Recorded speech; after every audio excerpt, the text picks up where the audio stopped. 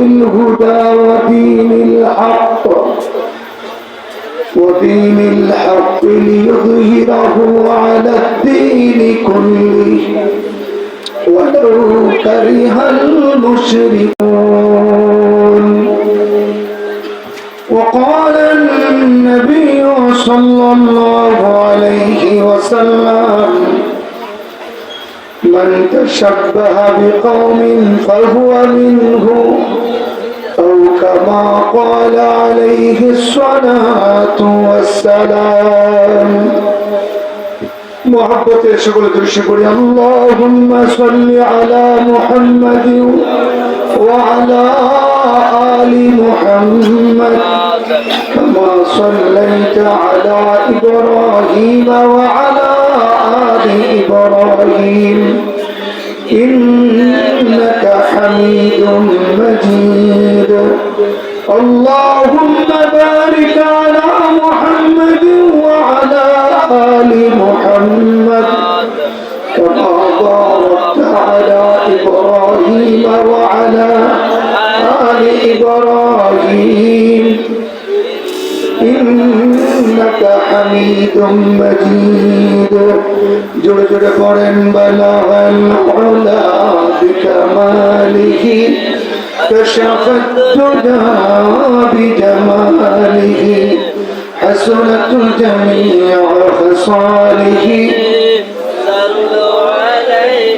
একসাথে জবান খুলে আওয়াজ করে করে পড়েন বালাগাল উলা বিকামালিহি কাশাফাত তুজা বিজামালিহি হাসনাত জামিউ খাসালিহি. نحن الذين بايعوا محمدا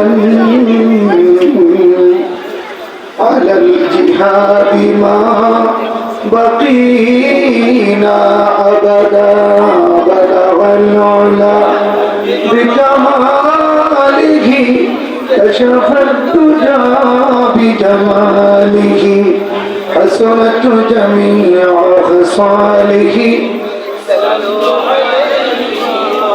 اللهم صل وسلم وبارك عليه. আখাউড়া উপজেলার প্রাণকেন্দ্রে অবস্থিত দেবগ্রাম উত্তরপাড়া মদিনাতুল উলুম মাদ্রাসা মুন্সিবাড়ির আয়োজনে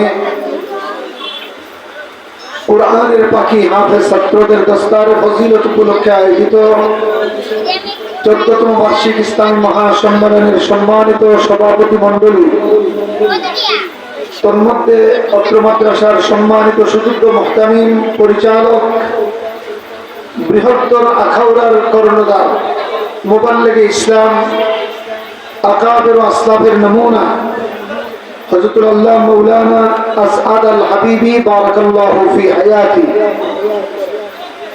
অন্যান্য সভাপতি মণ্ডলী বৃন্দ, হযরত উলামায়ে কেরাম, বিশেষ করে আমার পূর্বে তাকরীর পেশ করেছেন সারা বাংলাদেশের ইমান প্রিয়, ইসলাম প্রিয় হিন্দুদি ভাইদের হৃদয়ের স্পন্দন, বাংলাদেশের উলামা সমাজের পরিচিত মুখ, নন্দিত মাদ্রাসা বাইতুন নূর সাইদাবাদ যাত্রাবাড়ির সম্মানিত সুযোগ্য পরিচালক ও শেখুল হাদিস, মাদ্রাসা শিক্ষা বোর্ড ওয়াফাকুল মাদারিস আল আরাবিয়ার সম্মানিত অর্থ সচিব, আমাদের কসবার গর্বিত ধন আল্লামা মুফতি মনিরুজ্জামান সৈয়দাবাদী হাফিজাহুল্লাহ। আমার বাম পাশে বসা আছেন আজকের এই মাহফিলের সম্মানিত প্রধান অতিথি, আখাউড়া উপজেলার অন্যতম চিকিৎসক, বিশিষ্ট দিনদরদি, দিনের জন্য নিবেদিত প্রাণ, মুবাল্লিগে ইসলাম ভাই মাওলানা ভাই ডাক্তার মোহাম্মদ আলাউদ্দিন ভুইয়া হাফিজাহুল্লাহ। উপস্থিত আছেন হযরত উলামায়ে কেরাম, দিনদরদি ইমানদার ভাইয়েরা, পর্দার অন্তরালের মা ও বোনেরা, মাদ্রাসা, স্কুল, কলেজের আজিজ তুলাবাবৃন্দ, আল্লাহ পাকের দরবারে প্রশংসা যিনি আমাদেরকে এলাকার অগণিত মানুষ থেকে যাচাই বাছাই করে অত্র মাজমাই বেহেশতের টুকরায় আসবার বসবার যিনি কিছু আলোচনা করবার আর শুনবার তৌফিক দান করেছেন। এই জন্য জবান খুলে উচ্চ কণ্ঠে মহব্বতের আওয়াজে একবার সবাই বলি আলহামদুলিল্লাহ। কিছু আলোচনা চলো, এটা সবাই জানতো ইনশাল্লাহ। একটু আগায় আবার বিক্ষিপ্ত বসলে বরকত হবে না, একটু আগাম। এই যুবক আগাম, ঠিক আছে? এই পাশ পর্যন্ত থাকাতে চলবে। পেছনে তোমরা একটু চেপে বসো, লেগে লেগে বসো, বরকত বেশি হবে ইনশাল্লাহ। ভাই একটু আগাও না, কিন্তু ভাই পেছনে বেড়ে উঠো না একটু। মাশাআল্লাহ, বসে যান, কোনো কথা না বলে বসে যান। আমি আপনাদের সামনে দোয়া নেওয়ার মানুষে এই বড় বড় বুজুর্গদের দোয়া নেওয়ার জন্য কিছু আলোকপাত করার লক্ষ্যে কালামে হাকিমের সূরাতুত তাওবার 33 নম্বর আয়াত, প্যারা নবীজি সাল্লাল্লাহু আলাইহি ওয়াসাল্লামের একটি বিশুদ্ধ হাদিস শরীফ তেলাওয়াত করেছি। সময়ের তাকাজা অনুপাতে যেই কথাগুলো বললে না বললেই নয়, এই কথাগুলো আমি ইনশাআল্লাহ কোরআন সুন্নাহর দৃষ্টিভঙ্গি থেকে আপনাদের সামনে তুলে ধরার চেষ্টা করব। বলার ক্ষমতা, শোনার ক্ষমতা কোনটাই আমাদের নাই। যিনি দেন তিনি কে? একটু মহব্বতে বলেন না, তিনি কে? আল্লাহর কাছে বলি সুবহানাকা লা ইলমা লানা ইল্লা মা আল্লামতানা ইন্নাকা আনতাল আলিমুল হাকীম। ভাই আল্লাহ তাআলা দয়া করে আমাদেরকে আশরাফুল মাখলুকাত হিসাবে, মানুষ হিসাবে পৃথিবীতে প্রেরণ করেছেন। আমাদের মানুষকে আরবিতে বলা হয় ইনসান। বলেন, মানুষকে আরবিতে কি বলা হয়? মানে আমরা মানুষ। আল্লাহর সৃষ্টির যত কুদরত আছে, আল্লাহর সৃষ্টির যত লীলা আছে, আল্লাহর সৃষ্টির যত বিশালতা আছে, মানুষকে আল্লাহ তাআলা সবার উপরে সম্মানিত করে পৃথিবীর বুকে প্রেরণ করেছে। আপনাদের জানা আছে আল্লাহর দরবার থেকে, আল্লাহর পক্ষ থেকে প্রেরিত নবীরা সবচেয়ে দামি। নবীদের উপরে দামি আর কেউ নেই। সমস্ত নবীদেরকে আল্লাহ পাক মানুষের মধ্য থেকে প্রেরণ করছে। একটু সুবহানাল্লাহ বলবেন না? বলেন, সমস্ত নবীরা জিন, ফেরেশতা না ইনসান? আর ভাই কথা বলেন না, বলেন সমস্ত নবীরা কি ইনসান? কেন? নবী হতে হলে শ্রেষ্ঠ হতে হয়, শ্রেষ্ঠ হতে হলে শ্রেষ্ঠ জাতের হতে হয়। আল্লাহ কোরআনে কথাটা এইভাবে বলেন, ওয়ালাকাদ কাররামনা বানি আদম। আমি আল্লাহ তাআলা বনি আদমকে মুকাররম করে, সম্মানিত করে, ইজ্জতের সর্বোচ্চ আসনে সমাসীন করে আমি আল্লাহ সৃষ্টি করেছি। আপনারা জানেন বিগত পতিত লেডি ফেরাউন শেখ হাসিনার আমলে আমরা যে মানুষ, আল্লাহ যে আমাদেরকে ইনসান বানাইছেন, আশরাফুল মাখলুকাত বানাইছেন, দাদা বাবুদের প্ররোচনায় আমাদের শিক্ষায় নগ্ন হস্তক্ষেপ করে আমাদেরকে বানানোর বাচ্চা বানানোর পাই তারা চালিয়েছিল। তার একটা প্রচ্ছদ ছিল, খুঁজে দেখি বিবর্তনের ইতিহাস। বিবর্তনবাদ ডারউইনের থিওরি। বলেন, বিবর্তনবাদ ডারউইনের থিওরি। এই থিওরিটা কি? মানে মানুষ প্রথমে বানর ছিল, বানর ক্রমান্বয়ে 4 ধাপে হঠাৎ করে মানুষ হয়ে গেছে। তার মানে আমরা হলাম বানরের বাচ্চা। আর হাদিসে রাসূল বলেন, আইয়ুহান নাস ইন্না রাব্বাকুম ওয়াহিদ ওয়া ইন্না আবাকুম ওয়াহিদ কুল্লুকুম মিন আদম ওয়া আদামু মিন তুরাব। আল্লাহ রাব্বুল বলেন, ও মানব মণ্ডলী, তোমাদের রব একজন। একটু আওয়াজ করে মহব্বতের সুরে বলেন, আমাদের রব কয়জন? তিনি কে? আল্লাহ। মহব্বতের মুখ করে বলেন, তিনি কে? আল্লাহ। ঠিক অনুরূপ ভাবে আমাদের আব্বাও একজন, তিনি আদম। বলেন, আমাদের সবার আব্বা একজন, তিনি কে? আদম। আমাদের সবার আব্বা আদি পিতা আদম বলি, আমাদেরকে আদমের সন্তান বলা হয়। তাই রাসূল বলেন, সবাই এসেছে আদম থেকে, আর আদমকে আল্লাহ বানাইছেন মাটি থেকে। এটা সহিহ হাদিস। তাইলে কোরআন এবং সুন্নাহ মানুষের ব্যাপারে অ্যাড্রেস করেছে, আমাদের ব্যাপারে আল্লাহ তাআলা বলে দিয়েছেন আমরা আদম সন্তান, আমরা শ্রেষ্ঠ জাত। আর সমস্ত জাতের মধ্যে বানর হচ্ছে একটা নিকৃষ্ট জাত। যেমন বাংলাদেশের কোন ছেলে যদি দুষ্টামি করে, এটা বান্দরটা কি করে?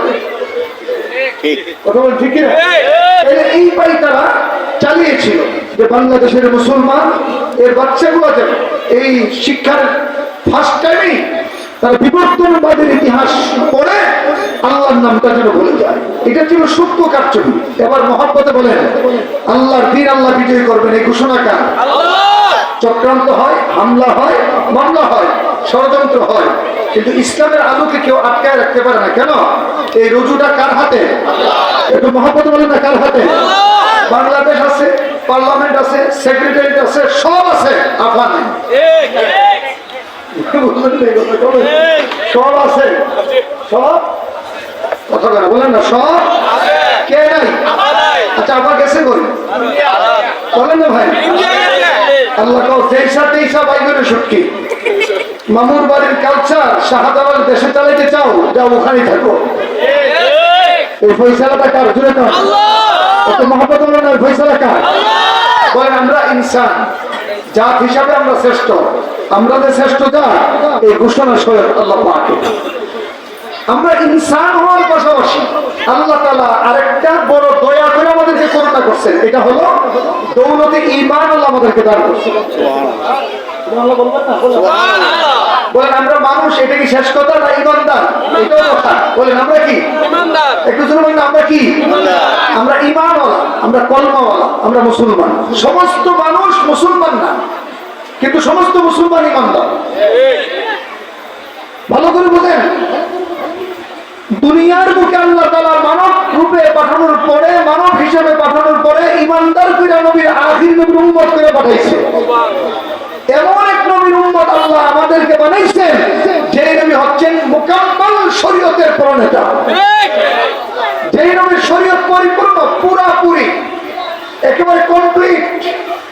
এই শরীয়তের কিয়ামত পর্যন্ত কোনো ব্যত্যয় হবে না। কেউ বাড়ানোর চেষ্টা করলেও টিকবে না, কেউ কমানোর চেষ্টা করলেও টিকবে না। কেন? এই শরীয়তের রক্ষা কবচ আল্লাহর হাতে। বলেন মুহাম্মদুর রাসূলুল্লাহ শরীয়ত চলবে কোন দিন পর্যন্ত? বলেন কিয়ামত পর্যন্ত। আগামী 500 বছর? কত বছর? বলেন কিয়ামত পর্যন্ত। মুহাম্মদুর রাসূলুল্লাহ শরীয়তকে ব্যাহত করার জন্য বহু বিজাতিরা, ইসলামের দুশমনরা ষড়যন্ত্রের এমন কোন ধাপ নাই যা চালাই নাই, কিন্তু আল্লাহ সব তাসের গড়ের মতো উড়াইয়া মুহাম্মদুর রাসূলুল্লাহর শরীয়তকে বিজয় দান করেছে। এজন্য আমরা গর্ব করে বলি আমরা মুসলমান, আমরা ঈমানদার, আমরা তাওহীদওয়ালা, আমরা রিসালাতওয়ালা। বলেন আমরা মুসলমান। বলেন আমরা কি মুসলমান? একটু জোরে বলেন আমরা কি মুসলমান? আমরা ঈমানওয়ালা, এটা আমাদের প্রধান পরিচয়। কে কালো, কে সুন্দর, কে ধনী, কে গরিব, কে ভুইয়া, কে চৌধুরী, কে উঁচু, কে নিচু, কে নারী, কে পুরুষ, কে বুড়া, কে জোয়ান, এটা আমাদের কোনো পরিচয় না। আমাদের হাকিকি পরিচয় আমরা ঈমানদার। দেখেন দুনিয়ার সমস্ত নিজাম আর তরতিবের যেমন কিছু কন্টেস্ট আছে, যেমন কিছু ধাপ আছে, ঈমানের একটা পরিধি আছে, একটা বাউন্ডারি আছে। ঈমানের বাউন্ডারি কি? ঈমানের প্রধান বাউন্ডারির নাম হচ্ছে তাওহীদ। তাওহীদের মূল কথা কি? আল্লাহর সাথে কোনো শরীক নেই। তোমার কথা বলেন না, একটু মহব্বতে আওয়াজ করে বলবেন ঈমান বাটো। আমাদের মালিক কয়জন? এই ঘোষণা কার? আল্লাহ। স্বয়ং এই ঘোষণা কার? আল্লাহ। দেখেন পৃথিবীর বুকে হুজুর এখানে আছে, আল্লাহর তাওহীদের উপরে যে বস্তুর মাধ্যমে প্রথম আঘাত এসেছে, এই বস্তুর নাম হলো মূর্তি। ঘুমাই গেছেন কেমন? পৃথিবীর ইতিহাসে প্রথম আল্লাহর সাথে শিরিক হয়েছে মূর্তি। ঈমানদার কখনো মূর্তিকে প্রমোট করতে পারে না, প্রমোট করলে তার ঈমান থাকে না। মনে রাখবেন, দুনিয়ার সমস্ত রিলেশনের ধাপগুলা ইসলাম উদারতা শিখায়, ইসলাম সহমর্মিতা শিখায়, ইসলাম মানবতা শিখায়। কিন্তু এই মানবতা বোধ করতে গিয়ে যদি ঈমানের উপর আঘাত আসে, সেই ক্ষেত্রে ইসলাম শিক্ষা দেয় জীবন দিবা, ঈমান দিবা না। আমাদের এই রাষ্ট্রটার নাম বাংলাদেশ। 56,000 বর্গ মাইল এরিয়ার সোনার বাংলাদেশ। আজকে আমি আপনাদেরকে সঠিক ইতিহাস শোনাই। আমি ওয়াজ করি 25 বছর, 2001 সাল থেকে। ফারাগাতের বছর থেকে আমি ওয়াজ করি। কেমনি কেমনি ওয়াজ হয়ে গেছে। আমি 18-19 বছর যাবত লালমনিরহাট ওয়াজ করতে যাই। লালমনিরহাট পঞ্চগড়ের সাথে। তো জীবনে প্রথম যেদিন গেছি, দুপুর বেলাকে পৌঁছলাম। ওখানকার মানুষগুলো জিজ্ঞাসা করলাম যে আমাদের ব্রাহ্মণবাড়িয়া তিতাস গ্যাসের জন্য বিখ্যাত, কুমিল্লার রসমালাইয়ের জন্য বিখ্যাত, এক একটা শহরের এক একটা ট্রেডিশন আছে, আপনাদের লালমনিরহাটে কি আছে? তো অনেকে অনেক কিছু বলতেছে। একজন বললো, হুজুর আমাদের লালমনিরহাটে একটা হারানো মসজিদ আছে। কি মসজিদ? হারানো মসজিদ। এটা আবার কেমন? তো হুজুর কথিত আছে এই মসজিদটা 4 জন সাহাবী নির্মাণ করছেন। আল্লাহু আকবার। একটু জোরে বলেন আওয়াজ করুন। ইতিপূর্বে আমরা জানতাম যে বাংলাদেশে আল্লাহর ওলিরা আলেমরা দিন প্রচার করছে। তখন আমার মেমোরিতে ছিল না যে বাংলাদেশে সাহাবীরা আসছেন। একটু ভালো করে বুঝেন আল্লাহ বাংলাদেশের উপর কি দয়া আর করুণা করছে। একটু মেহেরবানি করে নিজে নিজে চিন্তা করেন। আমি বললাম যে এখান থেকে কতটুকু? হুজুর মেবি 3-4 কিলোমিটার হবে। আমি নিজে ড্রাইভ করে ড্রাইভারকে ঘুম পাড়াইয়া হারানো মসজিদে গেলাম। গিয়ে দেখি বর্তমান সময়ে নির্মিত মসজিদের মতো একটি নয়নাভিরাম মসজিদ। আমি বললাম এটা তো এখনকার মসজিদ, সাহাবীদের মসজিদ কোনটা? হুজুর মসজিদে প্রবেশ করেন। প্রবেশ মুখে মসজিদের বাম পাশে একটা ছোট্ট কুয়ার মতো 2-4 হাত গভীর। তো হুজুর একটু তাকায় দেখেন। আমি এই কুয়াটার দিকে তাকাইতে দেখি আগের দিনের যে পাতলা পাতলা ইট, এই ইট ধ্বংসাবশেষ পড়ে আছে। বললাম এটা কি? তো এটাই সেই মসজিদ যে মসজিদটি বাংলাদেশের ইতিহাসে প্রথম 4 জন সাহাবী নির্মাণ করেছে।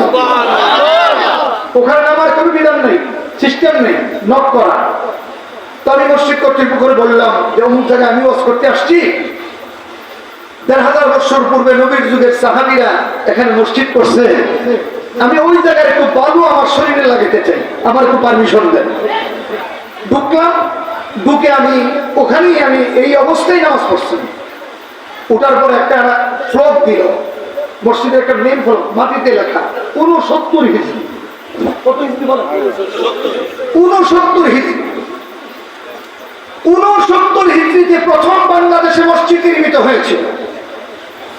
এটা সংখ্যার দিক থেকে আজ থেকে প্রায় 1400 বছর পূর্বে। তার অর্থ হলো, এই সংক্ষিপ্ত পরিচিতি নিয়ে আসার মূল কথা হলো, বাংলাদেশের ইসলামী তাহাদিদ তামাদ্দুন শুরু হয়েছে, আল্লাহর তাওহীদের দাওয়াত শুরু হয়েছে, দাওয়াত ও তাবলীগের মেহনত শুরু হয়েছে 1400 বছর যাবত। দেখেন আল্লাহর করুণার জায়গাটা দেখেন। আমাদের এই দেশের বাউন্ডারির পশ্চিমে পত্তলিক, উত্তরে পত্তলিক, দক্ষিণে পূর্বে পত্তলিক, কোনায় কোনায় এই যে এদিকে মায়ানমার বুদ্ধিস্ট, দক্ষিণে বঙ্গোপসাগর, মিডিলে ছোট্ট একটা দ্বীপের মতো 56,000 বর্গমাইল এরিয়া। এই বসতিগুলোকে আল্লাহ কতটুকু দয়া করে চতুর্দিকে মূর্তি পূজকদের মধ্যে, দক্ষিণ প্রান্তের পানির মধ্যে আল্লাহ তাআলা সাহাবায়ে কেরাম প্রেরণ করে আমাদের বাপ-দাদাদেরকে ইসলাম গ্রহণ করার তৌফিক দান করেছে। এই করুণাটা কার বলেন? এই দয়াটা কার? কুরআন বলে ইন্নাকা লা তাহদি মান আহবাবতা ওয়ালাকিন্নাল্লাহ ইয়াহদি মান ইয়াশা।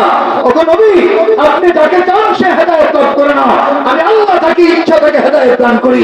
1400 বছর পূর্বে মুহাম্মদ রাসূলুল্লাহর জামানায় মুহাম্মদ রাসূলুল্লাহর হাতের ছাত্র সাহাবায়ে কেরাম, যাদের মর্যাদা নবীদের পরে সবার উপরে, নবীদের পরে সবার উপরে, যেই জামাতের দাম, এই জামাত বড় মানুষ হাজার হাজার মাইল সফর করে বাংলাদেশের ভূখণ্ডের মধ্যে ইসলামকে প্রতিষ্ঠা করার জন্য, আল্লাহর তাওহীদকে প্রতিষ্ঠা করার জন্য, মুহাম্মদ রাসূলুল্লাহর রিসালাতকে প্রতিষ্ঠা করার জন্য দাওয়াতের মেহনতের আঞ্জাম দিয়েছে। তাইলে বাংলাদেশের ইতিহাস, শাহজালাল রহমাতুল্লাহর ইতিহাস হলো 750 বছর। শাহজালালের ইতিহাস কত বছর? 750 বছর না? তিনি প্রথম প্রবর্তক না। এই দেশে প্রথম ইসলামের প্রবর্তক হচ্ছে নবীর সাহাবায়ে কেরাম। মনে রাখতে হবে, আমাদের সাথে ঈমানের সম্পর্ক সাহাবায়ে কেরামের ঈমানের সাথে লেগে আছে, আমাদের সাথে তাওহীদের সম্পর্ক সাহাবায়ে কেরামের তাওহীদের সঙ্গে লেগে আছে। এইজন্য বাংলাদেশের মানুষ ছোট্ট রাষ্ট্র থাকার পরেও ঈমানের উপর হামলা আসবে, ঈমানকে রক্ষা করতে বুকে রক্ত দিতে ময়দানে ঝাঁপিয়ে পড়ে। কথা বলেন ঠিক না বেদিকে? 1400 বছর পরে, 1400 বছর পরে কিছু ইসলাম প্রিয় ভাইদের কর্মকাণ্ড দেখে আমরা হাসি না, শয়তানও হাসে। ওনারা মন্দিরে গিয়ে রোজা পূজা মুদ্রা রেখে রসি না, আসতে করি এটা অনেকে মোল্লারা বুঝে না, আসাদ বুঝে না, এর লিগে এই কথার অর্থ বুঝছে না। আমরা ভাই ভাই বুঝাইছি। আরে বেটা, 1500 বছর পূর্বে মুহাম্মদ রাসূলুল্লাহ যে শিক্ষা দিয়েছেন, সাহাবায়ে কেরাম যে শিক্ষা দিয়েছেন, এর উপরে আমরা বুঝতে রাজি না। আমাদের ঈমান আগে, এরপরে সম্পর্ক। আমাদের তাওহীদ আগে, এরপরে মনে রাখবা তোমার নবী, আমার নবী, বিশ্বজাহানের নবী, নবীদের নবী, আখির নবী, শ্রেষ্ঠ নবী, হায়াতুন নবী, তিনি বলেছেন লা তুশরিক বিল্লাহি শাইআ ওয়া ইন কুতিলতা ওয়া হুররিকতা। ও উম্মত, তোমাকে যদি কর্তন করা হয়, আগুনে ভস্মীভূত করা হয়, তুমি আগুনে ঝাঁপ দিবা, পুরো সরকার হয়ে যাবা, কর্তা উড়ায় দিবা, তথাপি আল্লাহর সাথে শিরিক করবে না। কেন? ঈমানের প্রধান শাখার নাম হচ্ছে তাওহীদ। বলেন ঈমানের প্রধান শাখার নাম কি? একটু জোরে আওয়াজ করে বলেন। আর তাওহীদের মূল কথা আমার মালিকের সাথে শরীক। বলেন তাওহীদের মূল কথা কি? আমাদের আল্লাহর সাথে কোনো শরীক নাই। বলেন আমাদের আল্লাহর সাথে যে শরীক নাই, এই সিদ্ধান্তটা কার? আল্লাহ। এটা ছোট্ট একটা সূরার মধ্যে আল্লাহ করে দিয়েছে। যারা পারেন একটু বলেন বিসমিল্লাহির রহমানির রহিম। কুল হুয়াল্লাহু আহাদ। পড়েন না, কুল হুয়াল্লাহু আহাদ আল্লাহুস সামাদ লাম ইয়ালিদ ওয়া লাম ইউলাদ ওয়া লাম ইয়াকুল লাহু কুফুয়ান আহাদ। আরেকবার পড়েন কুল হুয়াল্লাহু আহাদ আল্লাহুস সামাদ লাম ইয়ালিদ ওয়া লাম ইউলাদ ওয়া লাম ইয়াকুল লাহু কুফুয়ান আহাদ। আরেকবার পড়েন বিসমিল্লাহির রহমানির রহিম। কুল হুয়াল্লাহু আহাদ আল্লাহুস সামাদ লাম ইয়ালিদ ওয়া লাম ইউলাদ ওয়া লাম ইয়াকুল লাহু কুফুয়ান আহাদ। বলেন আমাদের মালিক কয়জন? কোন? একজন। আল্লাহু আহাদ। আল্লাহু আহাদ। বলেন আল্লাহু আহাদ। বলেন আল্লাহুস সামাদ লাম ইয়ালিদ ওয়া লাম ইউলাদ। মানে আল্লাহ কেমন? তিনিই দেন, তার সাথে কেল্লা বাবা দিতে পারে না। বুঝেন না কথা? বলেন একমাত্র কে দেয়? বলেন আল্লাহ। সবাই বলেন না কে দেয়? আল্লাহ। আল্লাহর সাথে সাথে কেল্লা বাবাও দেয়। আকীদা করলে আল্লাহর সাথে শিরিক হয়। দেখেন কবরে যাবেন, জিয়ারত করবেন, বিভিন্ন কথা, কিন্তু কবর আল্লাহর সাথে তাক্কু দেবেন না, ঈমান হারা হবে। এগুলো অনেক বড় কথা, দামি কথা, বুঝবেন, বুঝার জন্য বলছি। কবি নজরুল কয় দরগা দুর্গা নামের কাছাকাছি প্রায় দুর্গাই গিয়া লুটাইছি। দরগাই গিয়া লুটাইছি, দুর্গা নামের কাছাকাছি প্রায় দুর্গাই গিয়া লুটাইছি। আচ্ছা আপনারা বলেন তো হিন্দুরা পূজা করে কারে? দুর্গারে। বলেন হিন্দুরা পূজা করে কারে? দুর্গারে। আর মাজারওয়ালা পূজা করে দরগারে। দুর্গা আর দরগা না। না, তুমি ঈমানওয়ালা না, তুমি কলমাওয়ালা। তো তোমার মালিক তো তোমার শিক্ষা দিয়েছে যে তুমি এমন মালিকের ইবাদত করবা যার সাথে কোনো শরীক নেই। তিনি কে? শুরু বলে নামাজ করবেন, তিনি কে? দেখেন জুলাই বিপ্লবের পর আমি একটু আগ বাড়ায় বলি আপনাদেরকে বাঁচানোর জন্য। জুলাই বিপ্লবের পরে 5ই আগস্টের পরে দেশের মানুষের মধ্যে একটা চেতনা জাগ্রত হয়েছে। সেটা কি? যে আগামীর বাংলাদেশ ইসলামের বাংলাদেশ হবে। আমার কথা বললেন না? ঠিক কিনা? আর পশ্চিমা তন্ত্রমন্ত্রী দেশের মানুষ আর বিশ্বাস করতে চায় না। এগুলো হচ্ছে ধোঁকাবাজি। জানেন এটাই সমস্ত আলেমরা রাজনীতি কেন করে না? বর্তমান প্রচলিত রাজনীতির মধ্যে ধোঁকাবাজি ছাড়া আর কিছুই না। আরে ভাই কথা বলেন না ভাই। ভোটের আগে একদম মুভমেন্ট, আমার আলাউদ্দিন ভাইয়ের মতো টুপি লাগাইয়া এখন মসজিদের ভাস্কাতারি গিয়া, মানে ইসলাম ছাড়া আর কিছুই বলবে না। কোন রকম ভাস করতে পারলে আঙ্গুল ভুলে কলা গাছ। এই 54 বছর বাংলাদেশে দুর্নীতি, স্বজনপ্রীতি, রাহাদানি, হাঙ্গামা দাঙ্গামা ছাড়া এই জাতিকে এই নেতারা কিছুই দিতে পারে না। এই জন্য এই দেশের মানুষের মধ্যে একটা সেন্টিমেন্ট জাগ্রত হচ্ছে যে আগামীর বাংলাদেশ ইসলামী বাংলাদেশ। সত্য না মিথ্যা? তবে আপনি যদি ইসলামের পক্ষে থাকবেন আপনাকে মনে রাখতে হবে ইসলাম মদিনা মার্কা হতে হবে। কাটসাট মার্কা ইসলাম চলবে না। বলেন ইসলাম কি কাটসাট মার্কা না মদিনা মার্কা? মদিনা মার্কা। একটু শুরু বলেন না, মদিনা মার্কা। কাটসাট মার্কা ইসলাম চলবে না। কেন? কুরআন বলেছে উদখুলু ফিস-সিলমি কাফা, তোমরা প্রবেশ করো ইসলামে পরিপূর্ণ, পুরাপুরি। কিছু ডুববা বাইর হইবা, কিছু ইসলামের আইন মানবা, কিছু পশ্চিমাদের আইন মানবা, কখনো কখনো মসজিদের মেম্বারে দাঁড়ায়া কোরআনের শাসনের কথা বলবা। আমার আমেরিকার দাদাবাবুদেরকে খুশি করার জন্য মাদার ইসলামের পক্ষে কথা বলবা। সুবস্বর যে ভারত বাংলাদেশকে সৃজন করেছে, বাংলাদেশের সম্পদ হাসিনার মাধ্যমে লুণ্ঠন করেছে, ভারতের সাথে সম্পর্ক স্থাপন করার জন্য, হিন্দুদেরকে আকর্ষণ করার জন্য উদার কথা বলবা। এইরকম বাজারে ইসলাম চলতে পারে না। বলেন ইসলাম চলবে, আমাদের বানানো ইসলাম না মদিনা মার্কা ইসলাম? মদিনা মার্কা ইসলাম বলে হিন্দুরা থাকবে, তবে হিন্দুদের পূজায় কোনো মুসলমান যেতে পারবে না। হিন্দুরা আছে থাকুক, উনি যেখানে করছে আমি যেখানে করছি। বাংলাদেশের শ্রেষ্ঠ মাদ্রাসার নাম হচ্ছে উম্মুল মাদারিস হাটহাজারী মাদ্রাসা। নাম শুনছেন আপনারা? আর ভাই কথা বলেন না কেন? বলেন সবচেয়ে বড় মাদ্রাসার নাম কি? সবাই জুড়ে তো সবচেয়ে বড় মাদ্রাসার নাম কি? আমার শাইখ মসজিদ আল্লামা আহমদ শফি রহমাতুল্লাহ আলাইহি বাংলাদেশের সবচেয়ে বড় মসজিদ, দৃষ্টিনন্দিত মসজিদ। এই মাদ্রাসার মসজিদ 7 তলা নির্মাণ করে গেছেন। এই মসজিদটি হলো মাদ্রাসার দক্ষিণ পশ্চিম কোণায় বিশাল আকারের মসজিদ। আপনারা গিয়ে দেখেন এই মসজিদের বাউন্ডারি যেখানে শেষ, মন্দিরের বাউন্ডারি সেখানে শুরু। বলেন মসজিদের বাউন্ডারি যেখানে শেষ, হুজুর সত্য বলে, মসজিদের বাউন্ডারি যেখানে শেষ, মন্দিরের, আরে ভাই কথা বলেন না কেন? কিসের বাউন্ডারি শুরু? যদি মন্দিরের প্রতি আমাদের আক্রোশ থাকতো, হিন্দুদের প্রতি যদি আমরা দাঙ্গা চাইতাম, তো সর্বপ্রথম হাটহাজারী মাদ্রাসার পাশের এই মন্দিরটা ভাঙা 1 মিনিটে মাটির সাথে মিশিয়ে দিতাম। কথা বলেন না ঠিক? কেউ দূরে আরো বুঝেন, আমাদের জেলা শহরের নাম কি? এই জোরে কোনো ভাই, আমাদের জেলা শহরের নাম কি? ব্রাহ্মণদিনে মুসলমানের নাম না, নামই শুধু হিন্দু দিয়ে। কথা কথা বলেন না? আচ্ছা আপনাদেরকে জিজ্ঞাসা করি, যদি জিজ্ঞাসা করি যে বাংলাদেশের কোন শহরে সবচেয়ে বেশি আলেম, একটু জোরে কোন আওয়াজ করে বলেন। আবার যদি জিজ্ঞাসা করি বাংলাদেশের কোন শহরে হিন্দু বেশি, এটার জবাবও পারলাম না। এই যে সাতিভর্তি, মহাদেবপুরের সব হিন্দু। কালী মন্দিরের মতো বিশ্বনন্দিত মন্দির হলো ব্রাহ্মণবাড়িয়া। ভারতের গুজরাটের কসাই নরেন্দ্র মোদী আমার মুসলমানকে নির্যাতন করে, জয় শ্রীরাম স্লোগান দিতে বাধ্য করে। কোন মুসলমান গরু জবাই করলে তাকে হত্যা করে, সাম্প্রদায়িক দাঙ্গা লাগায় মুসলমানদেরকে নিষ্পেষিত করার জন্য একটার পর একটা চক্রান্ত চালানোর পরও ব্রাহ্মণবাড়িয়ার কোন আলেম ব্রাহ্মণবাড়িয়া হিন্দুদের বাড়িতে হামলা চালায় না। এটা আমাদের ধর্মীয় শিক্ষা। বলেন এটা আমাদের কি শিক্ষা? হ্যাঁ, হুজুররা তাদেরকে নিরাপত্তা দেওয়ার জন্য বাইরে থেকে সব চেষ্টা চালাবে, আপনাদেরকে বুঝাবে যে ধর্মীয় দৃষ্টিভঙ্গি থেকে লাকুন দীনুকুম ওয়ালিয়াদিন, এটা ইমানের বাউন্ডারির কথা না। হ্যাঁ, তাদের ধর্ম তারা করবে, তাদের ধর্মের ব্যাপারে আমরা ততক্ষণ বাধার প্রাচীর করবো না যতক্ষণ তারা আমাদের ধর্ম নিয়ে চিনিমিনিটা খেলবে।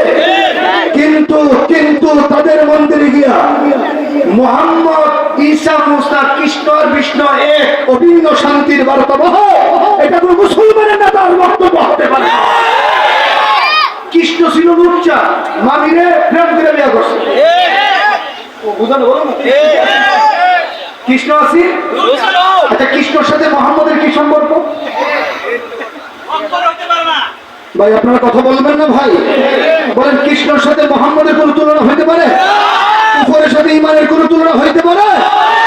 পরিষ্কার বলি, গতকাল আরেক বক্তার বক্তব্য শুনে আমার মাথা নষ্ট হয়ে গেছে। খাদিজাতুল কুবরাকে নিয়ে বলছেন তিনি কোনদিন পর্দা করেন নাই, কোনদিন এক ওয়াক্ত নামাজ পড়েন। কি শুরু হইল এটা?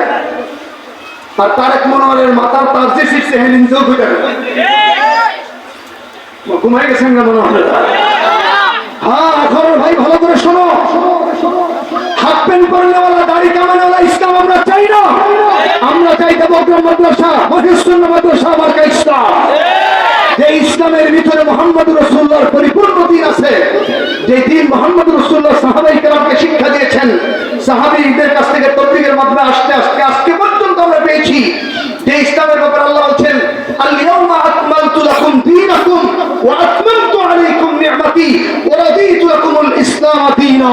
আমি আজকের এই দিনে আরাফার ময়দানে দ্বীন ইসলামকে পরিপূর্ণ করলাম, আপনার জন্য, আপনার উম্মতের জন্য আমার নিয়ামতকে অবতারিত করলাম এবং দ্বীন ইসলামের প্রতি আমি আল্লাহ রাজি হয়ে গেলাম। মনে রাখবেন আমাদের ইমানের প্রেরণা আল্লাহ একত্ববাদের অধিকারী, আর হিন্দুত্ববাদের মূল কথা হলো আল্লাহ একজন না, মূর্তিও আল্লাহর সাথে শরীক। সুতরাং আল্লাহর সাথে যারা শরীক করে তাদের সঙ্গে আমাদের ইমানি কোনো সম্পর্ক থাকতে পারে না। ভালো নাকি ভাই? বলেন ভালো নাকি ভাই? আপনাদের আখাউড়া হিন্দু আছে না? ভাই কথা বলেন না কেন? আমি তো দেখছি আখাউড়ার সবচেয়ে দামি জায়গাটাই হিন্দুদের মন্দির। ভাই কথা বলেন না? মহিষুন্নাহ যদি বাইর হয়, দেবগ্রাম যদি বাইর হয়, মসজিদ মন্দির পড়ে, কোনদিন আমাদের ছেলেরা হামলা করবে থাক দূরের কথা, বাঁকানো দূর পেটাই নেই। এই দেশে হিন্দুরা মায়ের পেটের মতো নিরাপত্তা নিয়ে বসবাস করছে, কিন্তু হিন্দুরা আমাদের বিরুদ্ধে কি ষড়যন্ত্র করছে শুনবেন? আর ভাই কথা বলেন না কেন? একটা হলো হিন্দু সম্প্রদায়, আর একটা হলো হিন্দুত্ববাদ। বুঝেন? একটা হলো হিন্দু সম্প্রদায়, বলেন একটা হিন্দু সম্প্রদায়, তাদের সাথে আমাদের আদাওয়াতি নাই, তবে আফসোস আছে আল্লাহ যদি এদেরকে মুসলমান বানায় দেয়, বলেন আমিন। আর হিন্দুত্ববাদ সেটা কি? হিন্দুদের ইসলাম আমাদের মাথার উপরে চাপায়া দেওয়া। যেই সংগঠনের মাধ্যমে বাংলাদেশে হিন্দুত্ববাদ চাপানোর পাইতারা চালাচ্ছে, সংগঠনের নাম হচ্ছে ইসকন। এই সংগঠনের নাম কি? ইসকন। আমি লিখে নিয়ে আসছি, বাংলাদেশে বর্তমান টপ অফ দ্য টাউন যে নিউজ, আমার গাজীপুরের এক বোন মাদ্রাসা পড়ুয়া আশামণি, বয়স 13। বলেন মাদ্রাসা পড়ুয়া মেয়েটার নাম কি? বয়স কত? তার আব্বা আম্মা গার্মেন্টসে চাকরি করে। যেই বাসা নিচে, বাসার পাশে একটা হিন্দু ফ্যামিলি থাকে। হিন্দু ফ্যামিলির ছেলেটার নাম হলো জয় কুমার দাস। মেয়েটাকে প্রেমের জালে আবদ্ধ করার জন্য বারবার চেষ্টা করে ব্যর্থ হয়ে সে তার সহযোগী রঞ্জিত বর্মন, তারপরে লোকনাথ চন্দ্র দাস, 3 জন মিলে মেয়েটাকে অপহরণ করে একটা ভাড়া বাড়িতে নিয়ে আটকাইয়া পালাক্রমে কয়েকদিন দর্শন করছে। আমি জেনে যাওয়ার আগে হিন্দু ইসকনের এক সদস্য দাম্ভিকতার সঙ্গে সে ফেসবুকে বলতেছে, এই ইসকনের সদস্যরা মুসলিম মেয়েদেরকে টার্গেট করে প্রেমের জাল আবদ্ধ করে তাদের পেটে হিন্দুদের বাচ্চা ঢুকাও। ভালো করে শুনেন, এরই অংশ হিসাবে আশামণিকে টার্গেট করে 3 দিন দর্শন করে মেয়েটাকে মৃত্যুর পথের যাত্রী করেছে।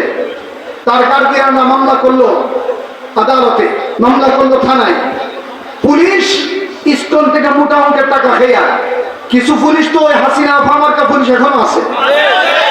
পুলিশ এখনো 100% ভালো হয় নাই, আমরা ভালো হওয়ার আহ্বান জানাই। এখন আর হাসিনা ফেরাই, পাবলিক দলের পিঠের চামড়া থাকবে না। পুলিশ ভাইদেরকে বলি, জনগণের আইন নিয়ে আর চিনিমিনি খেলেন না। কলম উল্টা পাল্টা ঘুরে আলেমদেরকে আর ভাষাতে আসবেন না। মুসলমানদের বিরুদ্ধে কলম ধরার দুঃসাহস দেখাবেন না, পিঠের চামড়া থাকবে না।